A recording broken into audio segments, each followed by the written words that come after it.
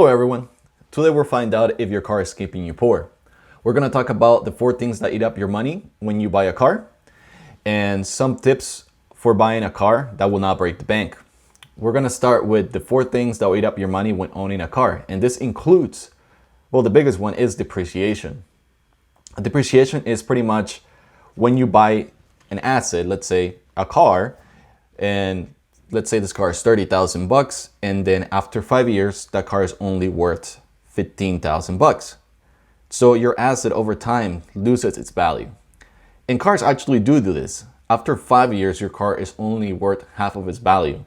And when you drive your car off the parking lot of the dealership, it's now lost 10 to 20% of its total value. Pretty much what I'm getting at is investing in cars as an asset is just a terrible idea. Then we have insurance. Insurance tends to be more expensive on newer cars. For example, if you crash your new car, your $30,000 car, and it's completely totaled, the insurance has to pay this $30,000 of the market value of the car. But if you own a car that's $10,000 and you crash it, well, the insurance only has to pay $10,000. So therefore, newer cars will have higher insurance premiums. Interest. So most people always finance their vehicle, especially a new one. New vehicles are very expensive, and I don't think anyone has around 30,000 bucks just laying around to just throw in a car. Currently, the interest rates are at 4.5%, and if you have a car loan of 30,000 with an interest rate of 4.5 for 60 months, you're looking at a loan payment of 33,557 after the 60 months. So it's not that much. You only pay $3,457 to interest, but it's still money lost. So that's something to account. We also have maintenance. You can't really get away from this. You need to maintain your car if you want it to be drivable. So the average total cost of owning a vehicle comes to around 770 bucks a month, taking all this stuff into account. All right, so for point 2, we're gonna talk about some tips for buying a car that will not break the bank. And as discussed above, the biggest one is depreciation. So how do you beat depreciation? Well, you buy a car that already lost most of its value. And you do this by buying a car that is 5 years old, or at the very least, just buy one that's 1 year old, because you lose that 20% depreciation after you drive it off the lot of the dealership. So just at least 1 year if you're gonna do this. And I know a lot of people are gonna come to me and be like, hey, when you buy a used vehicle, there's a lot of ifs. The motor could be bad, the transmission could be bad. And to that I say, you can just pull the history report of the vehicle you're interested in buying, and also you can have a pre-purchase inspection.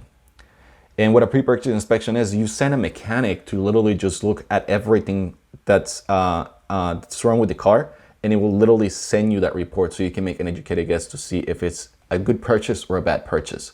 So with that, you should have some peace of mind. The other one is consider buying a vehicle cash. If you buy a vehicle cash, you're not having to pay the interest. Or at the very least, if you're gonna take a 60-month loan, try to pay it in 2 years so you're not paying interest or less interest on that loan. And consider buying a car of brands that tend to be low cost to maintain. Some of these include Toyota, Scion, Honda, Lexus, Mazda, Nissan, and Volkswagen. And if you don't need a lot of power for your car, if you just need it for day-to-days, like go to work, then just maybe consider buying something that's low on gas mileage. That stuff actually stacks up a lot throughout the year, so you can save some money there. And then we're gonna do a comparison of a new car, 2021 model, that's $40,000. I believe that's what new cars are selling for nowadays, and with a down payment of $8,000. So that leaves you $32,000 to finance. You took out a loan of $32,000 for 60 months at a 4.5% interest. That comes to 597 bucks.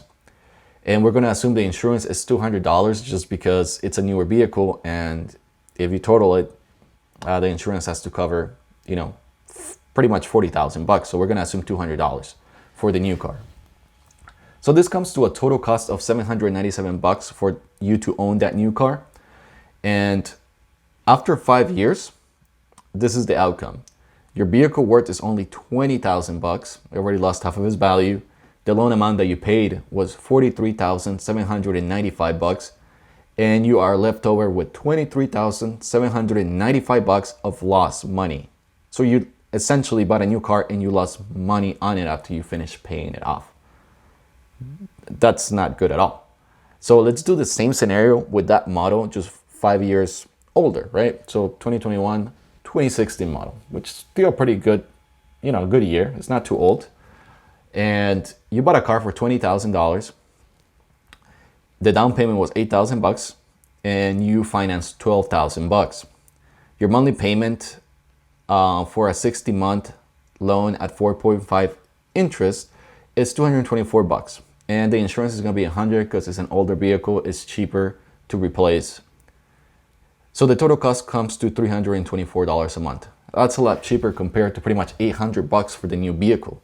Like that leaves you $500 to invest on something else in the stock market, buy a rental, I don't know, just whatever you want to do with that money. So the money invested after 5 years, after the car is paid, you're looking at your vehicle worth only being around $10,000. The loan amount paid is $13,423, and you have a loss of $11,423 versus $24,000. So you were able to save $13,000 by just buying a used vehicle. And you can take this example a little bit more drastically. You can buy a 2011 model, 2010. I bought a 2011 model literally like last week for 50,000 miles, and I did the pre-purchase inspection and I did the Carfax and everything was okay with the vehicle. So I had, peace of mind when I bought the vehicle. And I'm barely paying anything for that vehicle in insurances, and I bought it in full, so I'm not paying anything, every month. New cars can cost you a fortune. So next time you're looking for a car, consider buying a used one, at the very least, a car that is 1 year old, so you can save some money on depreciation. Doing this would allow you to save some money at the end of every month, so you can put money towards investments. All right, guys, I'll see you in the next one.